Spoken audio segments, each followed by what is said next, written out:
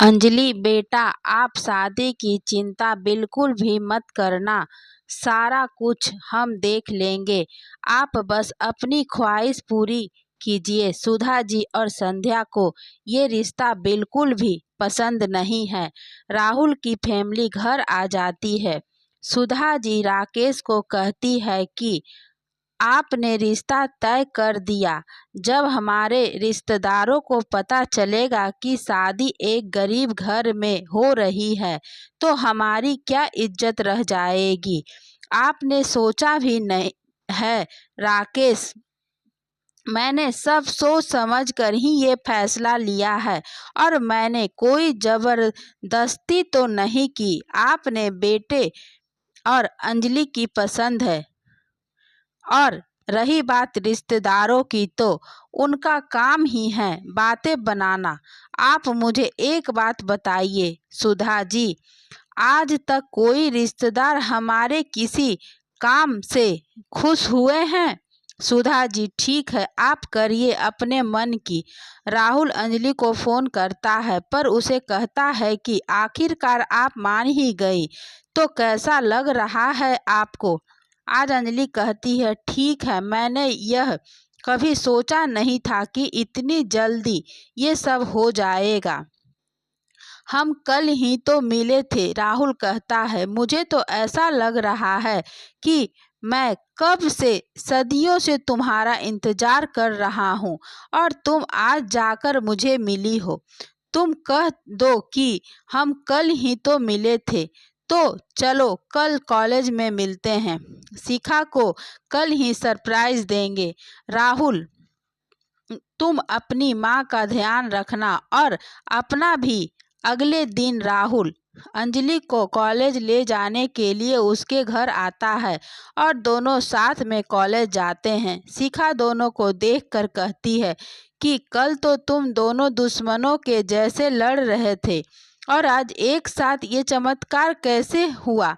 बताते हैं, पहले चल कैंटीन में, तू सरप्राइज है। शिखा कहती है मुझे अटैक आने वाला है, तुम लोग मुझे बताते क्यों नहीं? क्या चल रहा है तुम दोनों के बीच? पहले तुम कैंटीन में चलो। शिखा कैंटीन से राहुल केक लेकर आता है और उस केक पर लिखा है मेरी सुन अंजलि लव राहुल। केक देखकर शिखा बहुत ज़्यादा खुश होती है और वह जोर जोर से चिल्लाने लगती है ताकि ली बजाने लगती है। शिखा कहती है कि यह सब कब हुआ?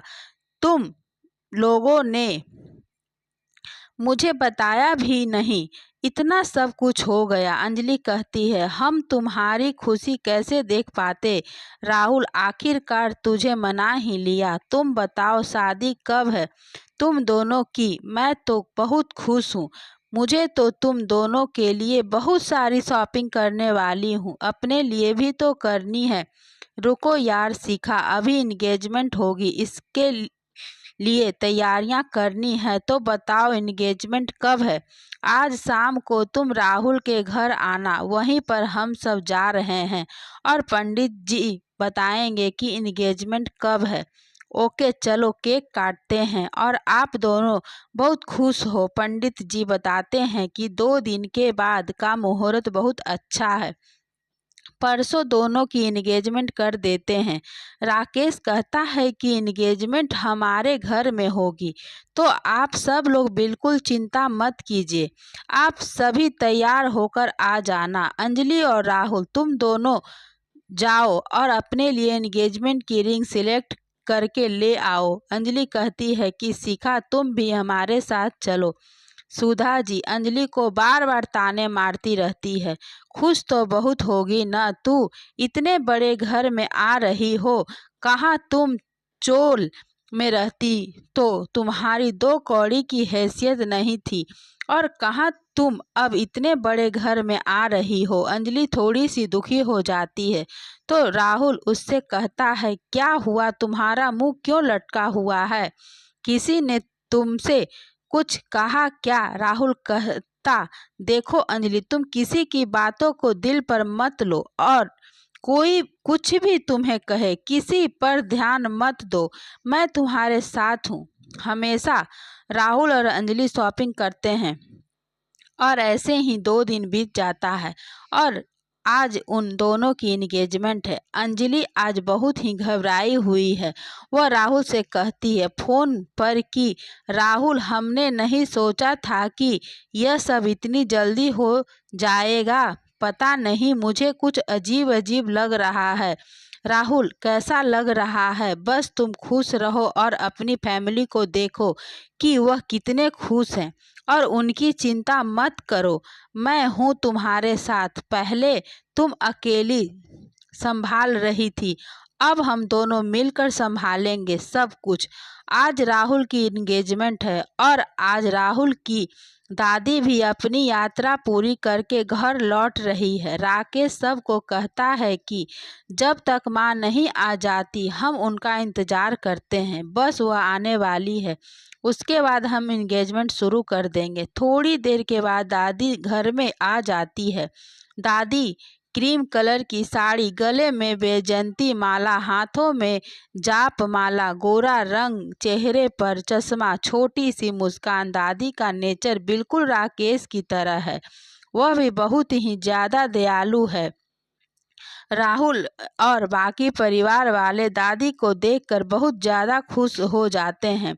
राहुल अंजलि को कहता है कि अंजलि, यह मेरी दादी है, चलो मैं तुम्हें इनसे मिलवा आता हूँ। अंजलि दादी से मिलती है और उनके पैर छूती है तो दादी कहती है बहुत ही प्यारी, एकदम हीरा ढूंढा है तूने। और वह कहाँ, मेरी बड़ी बहू सुधा जी। मैडम सुधा जी दादी को इतना पसंद नहीं करती और दादी भी सुधा जी को परेशान करती रहती है। सुधा जी आती है, दादी के पैर छूती है, बोलती है मैं बहुत खुश हूँ माँ जी। दादी बोलती है हाँ, वह तो मैं देख ही रही हूँ, तू कितनी खुश है। दादी कहती है तो चलो देर मत करो और एंगेजमेंट शुरू करो, कहीं मुहूर्त न निकल जाए। राहुल और अंजलि एक दूसरे को रिंग पहनाते हैं और सभी लोग बहुत खुश हैं और उनके एंगेजमेंट पूरी होती है। नाच गाना होता है, शिखा भी बहुत अच्छा डांस करती है और राहुल और अंजलि दोनों कपल डांस करते हैं। एंगेजमेंट खत्म होने के बाद सभी लोग एक साथ बैठ होते हैं। दादी राहुल से पूछती है कि तूने इतनी सुंदर लड़की कहाँ से पटा ली? लल्ला। दादी राहुल को प्यार से लल्ला बुलाती है। राहुल भी मजाक मजाक में कहता है आपसे सुंदर नहीं है दादी जी, आप तो लाखों में एक हो। अंजलि राहुल से कहती है कि अब बहुत देर हो गई, अब हमें चलना चाहिए घर की तरफ। राकेश राहुल से कहता है कि राहुल, तुम इन सब को घर छोड़कर आओ क्योंकि रात बहुत हो रही है। राहुल अंजलि को छोड़ने उसके घर जाता है। राखी और उसकी माँ ऊपर चले जाते हैं और अंजलि अभी थोड़ी देर नीचे खड़े होकर बात करते रहते हैं। राहुल अंजलि को कहता है कि अब आपको कैसा लग रहा है मिसेस सिंघानिया बनकर? अंजलि कहती है अभी तो मैं बनी भी नहीं हूँ। राहुल कहता है लेकिन शुरुआत तो आज से हो गई है ना, अभी आप आधी सिंघानिया कुछ दिन बाद पूरी बन जाओगी। वैसे अंजलि, आज आप बहुत अच्छी लग रही हो, तुम भी तो कुछ बोलो मेरे लिए कि मैं कैसा लग रहा हूँ। सही बोलने में तो तुम इतना घबराती हो, पता नहीं क्या हो जाता है तुम्हें। तुमने कभी मेरी तारीफ नहीं की, तुम बताओ तुम्हें मैं कैसा लगता हूँ? अंजलि, ऐसी कोई बात नहीं है राहुल, तुम बहुत अच्छे लड़के हो और आज आप बहुत अच्छे लग रहे हो। चलिए, बहुत रात हो गई, आप भी बहुत थक गए होंगे, आप घर जाइए, आराम कीजिए। चलो ठीक है, मैं चलता हूँ, बाय, गुड नाइट। सुबह सुबह अंजलि के पास राकेश का फ़ोन आता है और वह कहता है कि अंजलि बेटा, 1 हफ्ते बाद का मुहूर्त निकला है शादी का। अंजलि को यह सब इतनी जल्दी होते देख अच्छा सा नहीं लग रहा। अपनी माँ को बोलती है कि माई, सब इतनी जल्दी हो रहा है, मुझे कुछ अच्छा नहीं लग रहा, मुझे बहुत डर लग रहा है, मैं सब कुछ कैसे संभाल पाऊंगी। मुझे सोचने का समझने का कुछ मौका ही नहीं मिल रहा। सब कुछ इतनी जल्दी हो रहा है, आप लोगों को छोड़कर ऐसे नहीं जा सकती। माँ उससे कहती है कि तू चिंता मत कर, सब ठीक हो जाएगा और सब बहुत अच्छा होगा। तू अपने दिमाग पर इतना जोर मत डाल, और अब तो राहुल भी तेरे साथ है, वह सब ठीक कर देगा। अंजलि राहुल को कॉल करती है, उसको बोलती है कि जितनी जल्दी हो सके तुम कॉलेज आ जाना, आज मुझे तुमसे बात करनी है। राहुल कहता है, यही बता दो क्या बात है, तुम परेशान क्यों लग रही हो? अंजलि कहती, नहीं, मैं तुम्हारे सामने बैठकर बात करना चाहूँगी। ठीक है, मैं आ जाऊंगा। अंजलि, राहुल और शिखा तीनों बैठे होते हैं कॉलेज की कैंटीन में। राहुल अंजलि को कहता है, क्या बात है अंजलि, तुम इतनी परेशान क्यों लग रही हो? कोई बात है तो बताओ, तुमने सुबह भी कुछ नहीं बताया। शिखा कहती है, बताओ अंजलि। अंजलि, यार मुझे कुछ समझ नहीं आ रहा, मुझे बहुत घबराहट हो रही है। यह सब इतना जल्दी हो रहा है, मैं कैसे मैनेज कर पाऊंगी सब कुछ? राहुल अंजलि से, मैंने तुमसे कितनी बार कहा है कि अब तुम अकेली नहीं हो, मैं तुम्हारे साथ हूँ और हमेशा रहूँगा। शिखा कहती है, इसमें अंजलि की गलती नहीं है। ऐसा हर लड़की को लगता है कि वो अपनी फैमिली से दूर चली जाएगी, उसकी ज़िंदगी में नए बदलाव आएंगे, नए लोग, सब कुछ नया, लेकिन सब ठीक हो जाएगा। अंजलि, तू चिंता मत कर, अब तो बस तुम दोनों अपनी शादी एंजॉय करो, वरना फिर 2-3 साल बाद तुम दोनों खुद ही बोलोगे कि शिखा यार, हमने तो अपनी शादी तो कुछ एंजॉय नहीं किया, सिर्फ टेंशन ही लेते रहे। अब जैसे ही शादी का मुहूर्त 1 हफ्ते बाद का हो रहा, तो तुम दोनों को तो बहुत सारी तैयारियां करनी है, तो हम लोग शॉपिंग शुरू करें? राहुल अंजलि से कहता है, अंजलि तुम बताओ, तुम्हारी ड्रीम वेडिंग कैसी तुमने प्लान की है?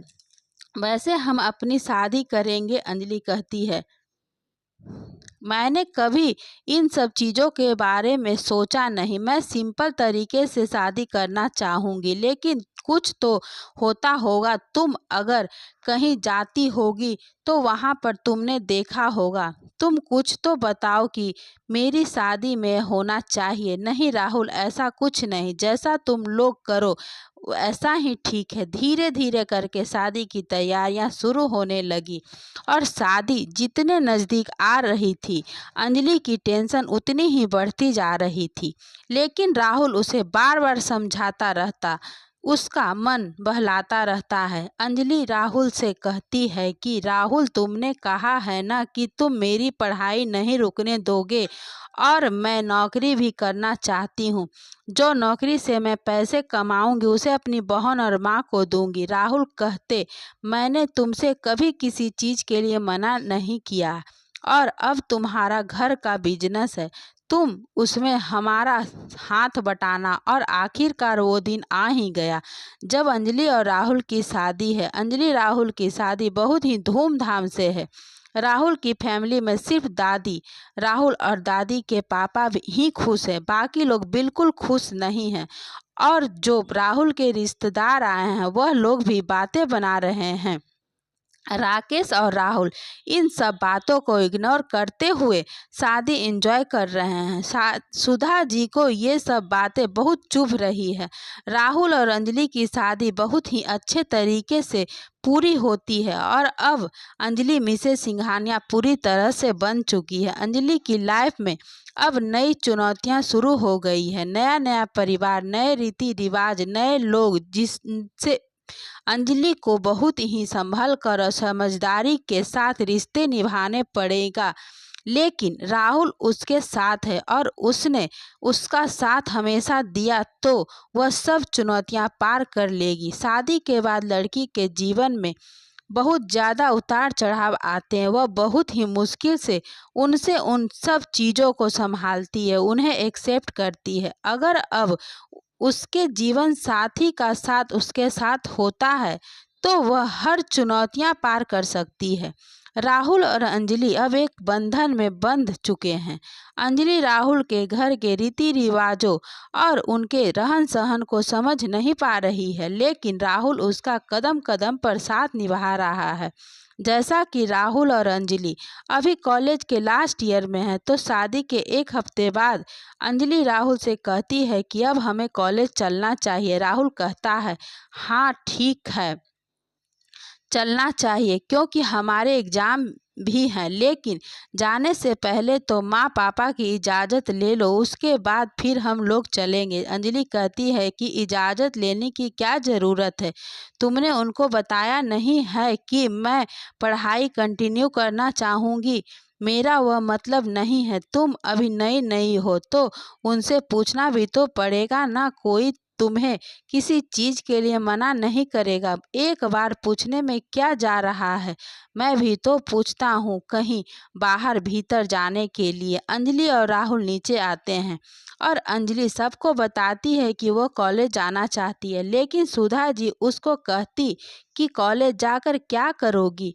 अब तुम घर का काम संभालो। राकेश कहता है कि उसे जाने दो। राहुल कहता है कि माँ, मैंने अंजलि से प्रॉमिस किया है कि मैं उसकी पढ़ाई पूरी करवाऊंगा और मैंने उसकी फैमिली से भी प्रॉमिस किया है, तो प्लीज़ आप उसे जाने दीजिए। हमारा लास्ट ईयर ही तो है, उसके बाद हमारे एग्ज़ाम हो जाएंगे, हम कुछ दिनों बाद खाली हो जाएंगे। सुधा जी गुस्से में कहती है कि मेरी तो इस घर में कोई सुनता ही नहीं है, करो अपने मन की, जिसे जो करना है। राकेश अंजलि को प्यार से कहता है कि बेटा, तुम इसकी बातों को अपने दिल पर मत लो, यह तो ऐसे ही बोलती है, आप अपनी पढ़ाई पर ध्यान दीजिए। राहुल और अंजलि शादी के बाद पहली बार एक साथ कॉलेज में आ रहे हैं, तो कॉलेज के सभी लोग और शिखा उनको पार्टी के लिए कहते कि हमें पार्टी चाहिए और सब पार्टी करते हैं। कॉलेज से जाते टाइम अंजलि राहुल को कहती है कि एक बार मुझे घर भी जाना है, माँ और राखी से मिलने। राहुल, तुम मुझे ले चलोगे? थोड़ी देर की तो बात है, ठीक है हम लोग चलेंगे। अंजलि अपनी फैमिली से मिलती है, उसे अच्छा लगता है। वह उनको पूछती है कि कोई परेशानी तो नहीं है, तो उसकी माँ और राखी कहती है कि नहीं दीदी, हम सब ठीक हैं, आप अपना ध्यान रखना। अंजलि के माँ अंजलि से पूछती है कि तेरे ससुराल में सब ठीक है ना? अंजलि कहती है, माँ सब ठीक है, बस थोड़ा टाइम लगेगा मुझे एडजस्ट होने में, सब ठीक हो जाएगा। अंजलि कहती है कि राहुल मेरे साथ ऐसे ही टाइम निकल जाता है। अंजलि और राहुल के एग्ज़ाम भी अच्छे से हो जाते हैं। अंजलि के घर उतार चढ़ाव और सबको समझदारी के साथ पूरा कर रही है। अंजलि राहुल से कहती है कि राहुल, हमारी पढ़ाई भी पूरी हो चुकी है, अब मुझे कुछ काम करना है, जैसा कि मैंने तुमसे कहा था। राकेश भी राहुल को बोल रहे हैं कि अब आपकी पढ़ाई हो गई है तो आप ऑफिस ज्वाइन कर लो। राहुल कहता है, ठीक है, मैं घर पर बात करता हूँ।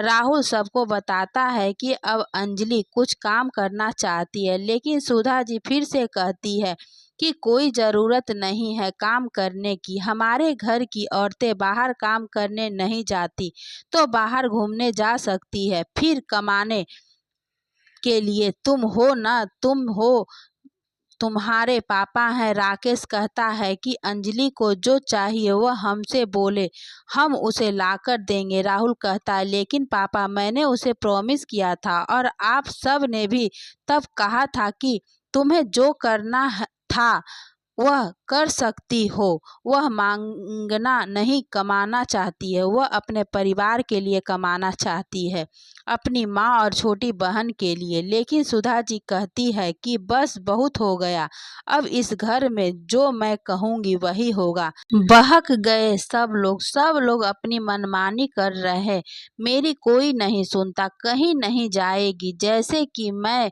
हूँ ही नहीं। अंजलि घर का काम संभालेगी। बस अंजलि सारी बातें सुनती है और उसे बिल्कुल अच्छा नहीं लगता और रोने लगती है। राहुल उसके पास आकर कहता है कि तुम चिंता मत करो, जैसे हमने शादी के लिए सबको मनाया था वैसे ही मैं तुम्हारे काम के लिए भी सबको मना लूँगा, बस तुम मुझे थोड़ा सा वक्त दो। चलो, मैं तुम्हारा मूड अच्छा करने के लिए आज शाम को हम दोनों कहीं घूमने चलेंगे।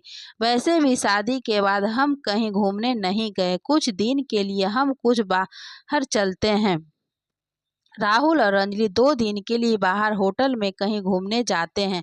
वहां पर बहुत अच्छे से दिन बिताते हैं। कुछ महीनों बाद अंजलि को पता चलता है कि वह प्रेग्नेंट है और वह समझ नहीं पाती कि खुशी को कैसे बयां करे। राहुल को कॉल करती है जब राहुल ऑफिस में होता है कि राहुल, तुम जल्दी से घर आ जाओ, मुझे तुमसे कुछ ज़रूरी बात करनी है। राहुल कहता है कि फ़ोन पर ही बता दो, फ़ोन पर बताने की बात नहीं है राहुल, बस तुम जल्दी घर आ जाओ। राहुल कहता है ठीक है, मैं थोड़ी देर में घर आ रहा हूँ। और जब राहुल घर आता है तो उसे बताती है कि तुम पापा बनने वाले हो। यह खुशी सुनकर राहुल जोर जोर से नाचने लगता है और शोर मचाने लगता है। घर के बाकी लोग उसके कमरे में आते हैं। राहुल को पूछते कि क्या बात है, तुम इतनी जल्दी ऑफिस से क्यों आ गए और इतना शोर क्यों कर रहे हो। राहुल कहता है खुशी की तो बात है, मैं पापा जो बनने वाला हूँ। यह खुशी सुनकर सब लोग बहुत खुश होते हैं। अंजलि कहती है कि पहले मैं डॉक्टर से मिलना चाहती हूँ। तो दोस्तों, आपको ये कहानी कैसी लगी हमें कमेंट करके ज़रूर बताएं। अगर कहानी पसंद आई हो तो वीडियो को लाइक करें, चैनल पर नए हैं तो चैनल को सब्सक्राइब करें। धन्यवाद दोस्तों।